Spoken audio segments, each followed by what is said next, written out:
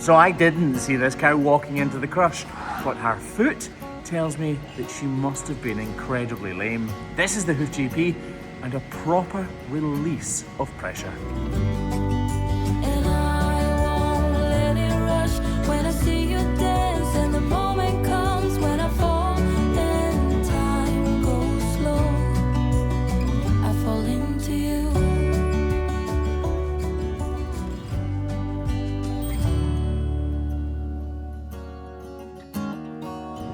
So we just picked up this food. I'm not sure, no, I was going to say I'm not sure if you'll be able to see it, but look. Now I've picked the paddle up, you can see it clear as day. That's not supposed to be there, obviously. Feels all swollen around the whole coronet, actually, right around there. Oh, and it does not smell fantastic. Right. So we know exactly what the problem is here. She has this hidden beneath these layers of hoof horn. We balance out that inner claw and start reducing the overall height of the outer claw. But when looking from the side here, you can see there's not actually all that much overgrowth.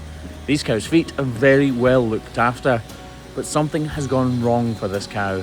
She's had some kind of accident, and that accident has led to this painful problem. We finish the trim off by preparing the inner claw ready for a block and beginning the model with a grinder, just to speed the process up with a knife and give us less to do manually. Right. I think actually we'll just get the block on straight away, give it lots of time to cure because it's quite cold today. Large or small? Large, please, Craig. Right, okay. Just No, thicker one. Craig was asking there, we've got two types of large blocks. So we actually asked for some large blocks from one of our suppliers, and they did send us large ones, but they weren't as thick as usual. So he's wanting to use them up, but I would need this cow to be completely up off the ground because it's a sore lesion. So we're using the thicker blocks. We pretty much always want to use the thicker blocks, to be honest, but sometimes we can use these thinner blocks, which we do need to do just to use them up on problems which aren't quite so serious. Right, and with that done, we can see what on earth is hiding underneath us, although I say that like we don't know. Fairly sure we all know exactly what's going to happen here. Very, very familiar smell of decaying hoof horn. How far up does that go? Yeah, it goes all the way up. I can feel it all the way up here. Just because I can feel it all the way up there does not mean that I can just take away huge slithers of hoof horn, because it could still be perfectly fine in some areas. So if I was impatient and took too much off, I could cause real problems. So we're going to thin the whole of this sole down because we want to get the weight away from the entire heel area.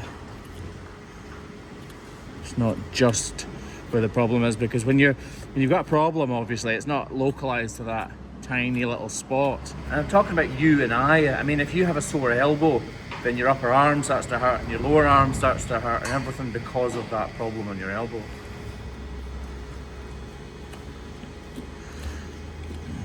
Getting to the delicate part of the trim now, aren't we? You see, I'm genuinely not sure if that is corium or part of the problem right there. Here, obviously, I think it's corium under there. But I don't want to leave anything either, do I?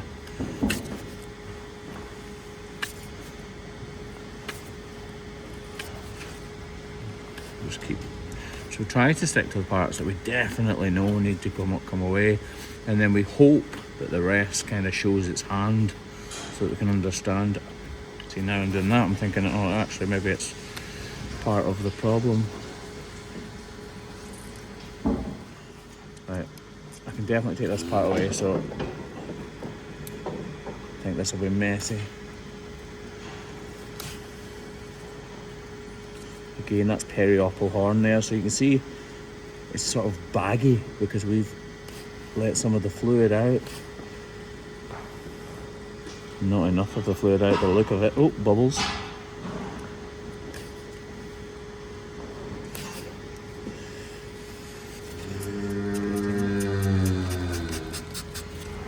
This is going to come away a bit of it anyway, so we'll just tease it up with my fingers, snip away with a knife. Just pull so I can understand what's happening. What a mess, and look, I can pull all of this gunk out. I need to get this bit out as well.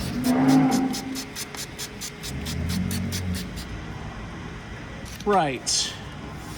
Let's get the whole area saturated with iodine. A bit of salicylic acid, because it is definitely fairly open, isn't it? She's gonna feel so much better. Like I said, I didn't see her walking into the crush, so I can't tell you that she was crippled. I can't tell you any of that. What I can tell you is that if I had that in my foot, I would be in a huge amount of pain, and I wouldn't be touching the ground. I know she would be, because Cow's pain threshold is so high, but I definitely would be in a massive amount of pain. Right, hopefully we've helped a lot though. Really interested to see how she's walking.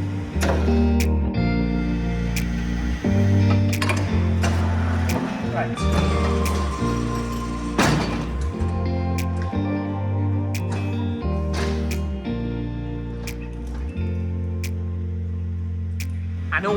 I know, but hopefully we've helped you, love. So letting her out of the crush here, I have all my fingers and all of my toes crossed, hoping that she can put her foot on the ground and that block does what it's intended to. She's anything but pain-free, is she?